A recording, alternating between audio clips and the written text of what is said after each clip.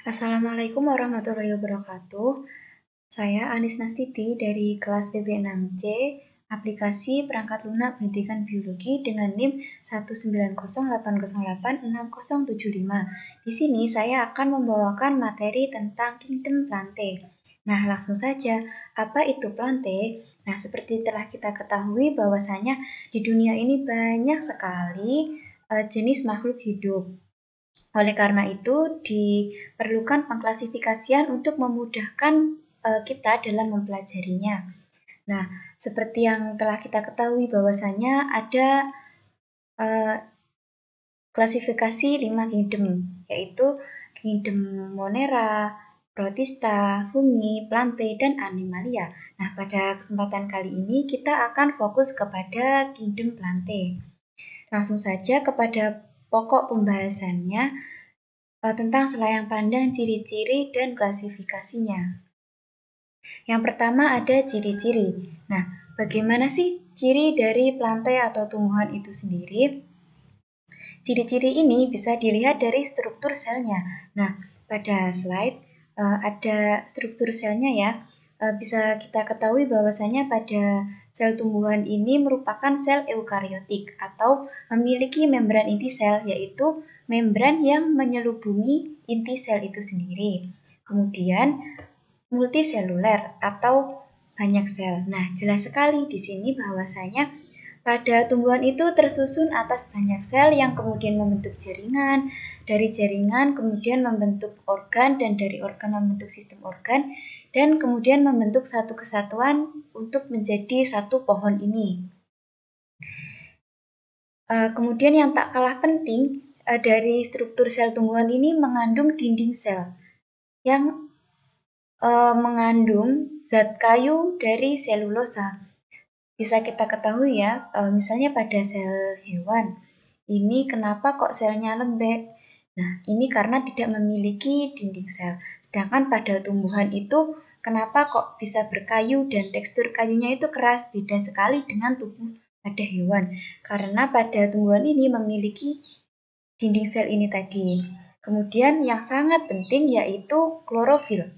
Pada tumbuhan ini mengandung klorofil yang berfungsi untuk proses fotosintesis. Sehingga dari fotosintesis ini bisa menghasilkan makanan, dan tumbuhan dijuluki sebagai makhluk hidup autotrof atau bisa membuat makanan sendiri. Kemudian pada tumbuhan juga menyimpan cadangan makanan. Nah, cadangan makanan ini disimpan di dalam vakuola. Struktur yang berwarna putih atau bening di dalam sel ini ya yang terdapat pada gambar. Kemudian tumbuhan ini bereproduksi secara generatif maupun vegetatif. Pada tumbuhan ini terdiri atas akar, batang, dan juga daun. Selanjutnya klasifikasi.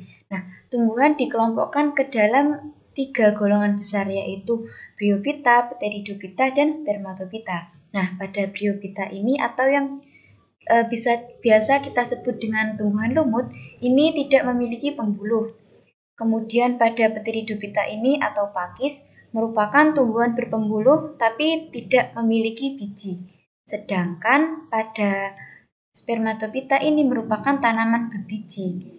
Biasanya memiliki biji atau bisa disebut dengan tanaman kerucut dan tanaman berbunga. Ini dia memiliki pembuluh ya, pembuluh angkut. Oke, langsung saja. Yang pertama ada tumbuhan lumut. Tumbuhan lumut ini merupakan tumbuhan peralihan antara talus dan kormus. Nah, apa sih talus itu dan apa sih kormus? Jadi, talus itu merupakan tumbuhan yang belum bisa dibedakan antara struktur akar, batang, dan daunnya. Sedangkan kormus sudah bisa dibedakan. Nah, di sini lumut posisinya sebagai tumbuhan peralihan antara keduanya itu. Dan pada lumut ini belum memiliki pembuluh angkut. Lalu pengangkutannya dengan cara apa? Nah, pengangkutannya itu dengan difusi antar sel. Dan fase dominan pada tumbuhan lumut ini berupa gametofit. Gametofit ini adalah struktur haploid atau biasa dituliskan dengan simbol N. Kemudian klasifikasi lumut ada 3, yaitu lumut daun, lumut hati, dan lumut tanduk. Nah, gimana sih cara membedakannya? Nah, misalnya kita menemukan tumbuhan lumut di bangunan-bangunan tua itu ya, di dinding biasanya, itu ada lumut daun atau biasa disebut sebagai lumut sejati. Contohnya Sphagnum sp. Kemudian, apabila kita melihat lumut dengan struktur seperti lembaran-lembaran, itu adalah lumut hati. Nah, lembaran itu merupakan gametofitnya. Contohnya adalah Marsanthia polymorpha. Kemudian, jika kita melihat lumut dengan struktur yang memanjang berbentuk runcing seperti tanduk, itu adalah lumut tanduk. Nah, bentuk seperti tanduk itu merupakan sporofitnya. Contohnya Anthoceros sp. Selanjutnya, tentang tanaman paku. Di sini tanaman paku itu sudah bisa dibedakan antara akar, batang, dan daunnya secara jelas. Nah, di sini tumbuhan paku ini memiliki pembuluh angkut. Sedangkan fase dominannya berupa sporofit atau biasa disebut sebagai 2N. Nah, di sini kan sudah jelas ya pada gambar sudah bisa dibedakan akar, batang, daunnya.